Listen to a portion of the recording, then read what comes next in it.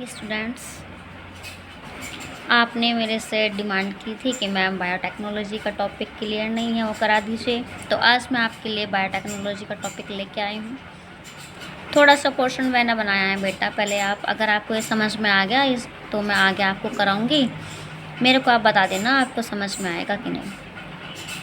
चलो तो फिर स्टार्ट करते हैं अपनी क्लास। बायोटेक्नोलॉजी क्या है? ये कुछ नहीं है बेटा, बहुत ही ईजी सा टॉपिक है। आपको पता नहीं क्यों समझ में नहीं आ रहा, तो इसीलिए मैं आपको कोशिश करती हूँ कि अपनी लैंग्वेज में मैं आपको समझाने की। ये क्या कहता है बेटा, बायोटेक्नोलॉजी फुल्ली डिपेंड या बेस्ड ऑन वन ऑर्गेनिज्म। ये ना किसी एक ऑर्गेनिज्म पर डिपेंड करता है, चाहे वो एनिमल्स हो, ह्यूमंस हो, चाहे वो प्लांट्स हो, कुछ भी चीज़ हो बट सेम होनी चाहिए और डिपेंड उसी पे करता है। बायोटेक्नोलॉजी का मतलब यही होता है बेटा कि बायोलॉजिकल तरीके से हम किस तरीके से उसको डिफरेंट बना सकते हैं।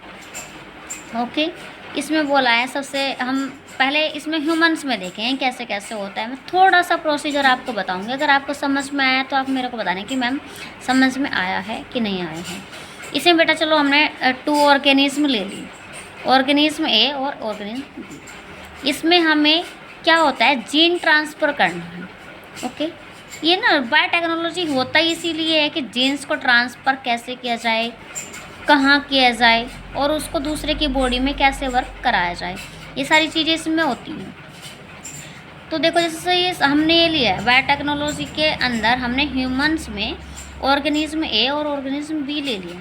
सपोज इसका जो डीएनए है बेटा, हमें इसमें दूसरे में ऑर्गेनिज्म में अदर ऑर्गेनिज्म में एंटर कराना है, तो उसको कैसे एंटर कराएंगे, कहाँ कराएंगे, कैसे उसकी बॉडी में वर्क कराएंगे, ये सारी चीज़ें इसमें आती हैं।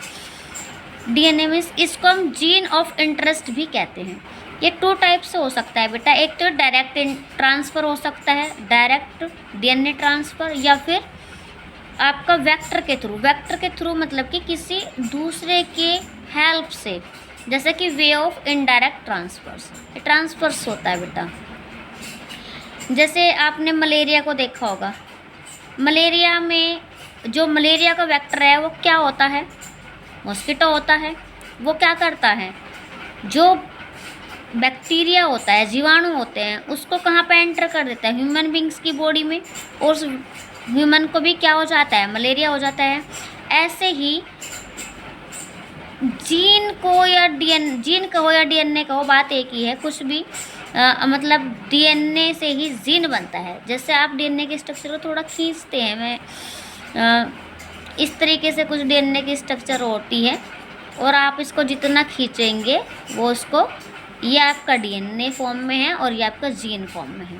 ओके, तो आपका जो होता है बेटा डीएनए ट्रांसफ़र करना है, तो जीन ट्रांसफ़र करना है, तो उसी को कहते हैं जीन ऑफ इंटरेस्ट, भी उसी को कहते हैं। और वेक्टर, ये 2 तरीके से होगा, वेक्टर के हेल्प से भी होगा और डायरेक्ट भी हो जाता है।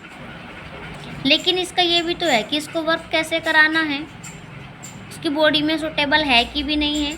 तो इसमें ये होता है कि जैसे एक ह्यूमन बीइंग है, तो ह्यूमन बीइंग का डीएनए ह्यूमन बीइंग में ही आपका कन्वर्ट हो सकता है, मीन्स एंटर कराया जा सकता है ह्यूमन बीइंग की बॉडी में। जैसे आपका वेजिटेबल्स है, तो वेजिटेबल्स का जो जीन है वो वेजिटेबल्स में ही एंटर करा सकते हैं बेटा, तभी वो जाके सक्सेस हो सकता है, तभी जाके उसका प्रोसीजर जो है वो सक्सेस होगा। ऐसे ही आपका प्लांट्स में है, अगर प्लांट्स का आप ह्यूमन बीइंग में करने लगे तो वो नहीं होगा। कुछ ये चीज़ें इसमें आपकी बायोटेक्नोलॉजी के अंदर आती हैं। अगर ये पॉइंट्स जो जितने मैंने आपको बताए हैं, अगर ये आपको समझ में आ रहे हैं तो आप मुझे बता देना, आगे की वीडियो में तभी बनाऊंगी। Okay, thank you for watching.